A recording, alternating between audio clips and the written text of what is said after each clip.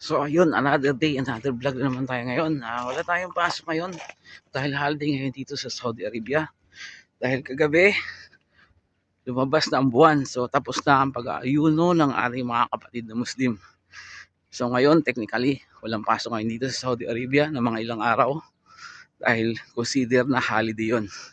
So ngayon, kagigising lang natin, napahaba yung tulog natin dahil wala nga tayong pasok. Mamaya luluwas tayo ng bayan. Pero ngayon, pupunta muna tayo ng Bacala. Bibili muna tayo kung may kape doon. Tara.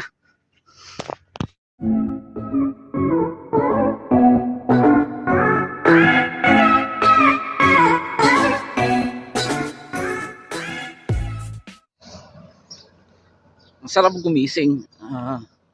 Haba ng tulog natin kagabi. So imagine mo yun, normally gumising ako ng 2 AM ng madaling araw para maligo dahil tatlo kaming gumagamit ng paliguan. Dahil ngayon wala kang pasok, mahaba ng tulog natin. Umabot yata ng more than 8 hours mula kagabi hanggang umaga. So sarap ng pakiramdam. Nakapahinga tayo ng mahaba-haba. Nakatulog tayo ng mahaba-haba.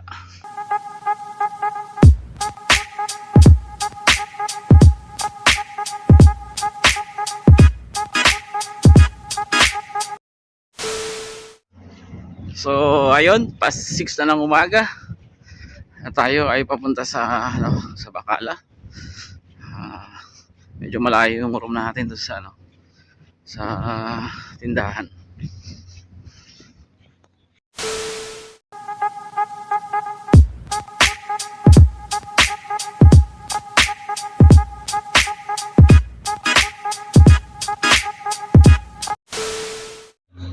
Hindi na ako tumuloy sa loob ng Bacala. Grabe ang haba ng pila. Tapos 2 cashier lang yung gumagana. So back to room na tayo. May biscuit naman tayo. Nalang almusal natin. Tapos mamaya, after lunch, luluwas naman tayo ng bayan. So baka sa bayan na lang tayo kakain. A few moments later.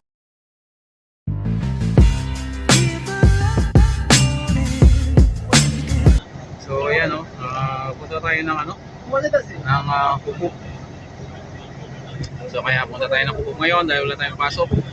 Dahil holiday ngayon. So happy holiday, happy Eid al-Fitr. So brother natin Muslim.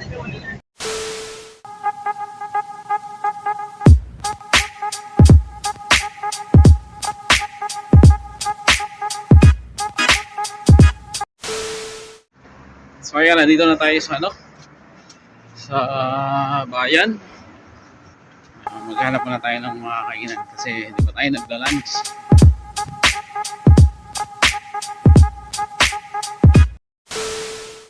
So ayun, nandito na nga tayo sa bayan dahil tapos na ang Ramadan. Marami nang bukas siguro ngayon ng mga restaurant. Pero ngayon yung unang araw ng holiday, marami pa rin mga saradong establishment. So doon tayo punta sa mismong proper. Baka may mga open na restaurant. Kakain muna tayo kasi hindi pa tayo nagla-lunch. So summer na ngayon dito sa Middle East. Masyado nang mainit. So ang bilis ang panahon. Kailan lang winter. Hirap na hirap ka maglakad sa labas. Kailangan naka-jacket ka talaga. Pero ngayon tapos na. Summer na. So lakad lang tayo, maghanap tayo ng restaurant na bukas. Doon tayo sa dulo.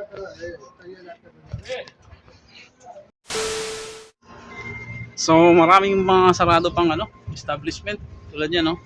So try na, tingin ko magbubukas yan mga gabi pa o mga alas 5. So sa ngayon, maghahanap muna tayo ng makakainan. Dahil hindi nga tayo nag-lunch kanina. So gutom na tayo. Punta tayo doon sa madalas namin kainan dito. May madalas kaming kainan dito eh. So kain tayo kahit biryani. O kaya pansit.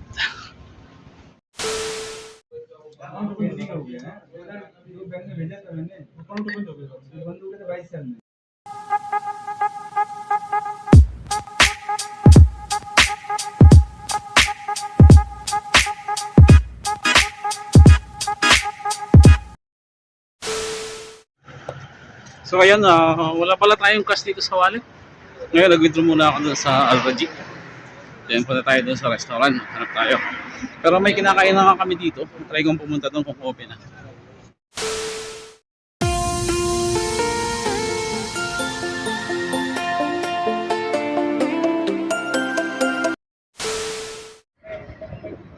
So, sarado pa yung mga kainan dito.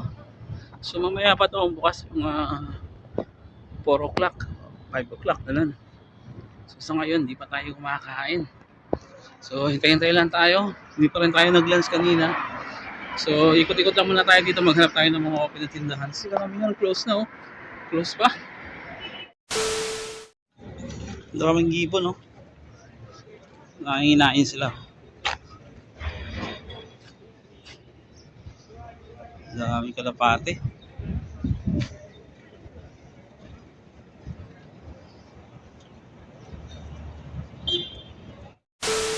Ngayon, halos lahat ng tindahan sarado. Ngayon lang nagbukas. Past 4 na. So, titake out na lang tayo. Yan, Crazy Chicken.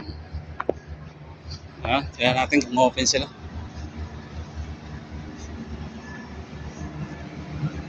Ayan, bukas sila, bukas.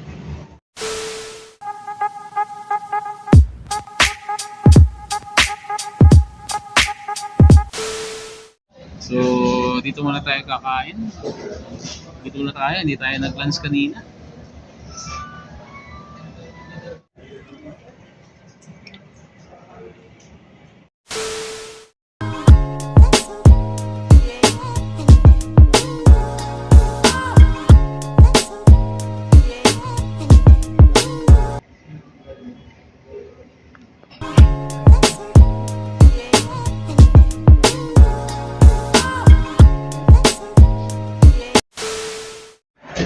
So ayun, nag-take out na lang tayo ng pansit pang dinner natin mamaya. So past 4 na nag-open yung mga restaurant. So ngayon, nag-take out naman tayo ng roasted. Dadaan tayo sa isang restaurant. Nagpapabili kasi ng kwarto natin. So bibili ko siya ng roasted.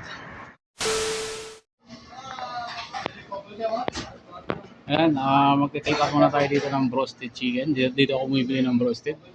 Take out, mix. Indian, Asian restaurant to eh. So may roasted din sila dito. So hintay lang tayo ng ilang minuto. Then pagkatapos natin dito, so diretso na tayo sa bus parking. Kasi past 5 na. So 6 o'clock yung bus natin.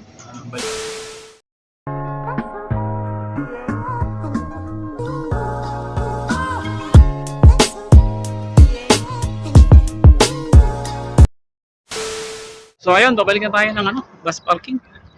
Dahil 6 o'clock yung depart ng bus natin, pabalik ng camp.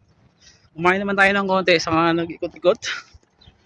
Ayun, nakakapagod din kasi ang init na dito sa Saudi. So dumaan tayo dun sa restaurant, nag-take out lang tayo ng panghapunan natin, pansit. Saka bumili tayo ng roasted chicken. Nagpapabili ng kwarto ko.